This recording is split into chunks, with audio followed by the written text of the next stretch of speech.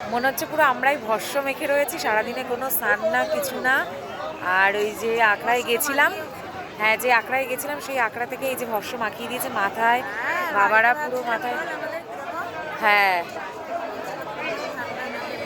প্রচণ্ড ঠান্ডা, মাথার উপরে যে এই যে এরকম এত সুন্দর ছাদ পেয়েছি সব কিছুই বাবার ইচ্ছা। আর আমাদের রামজি সাথে আছে তাই জন্যই।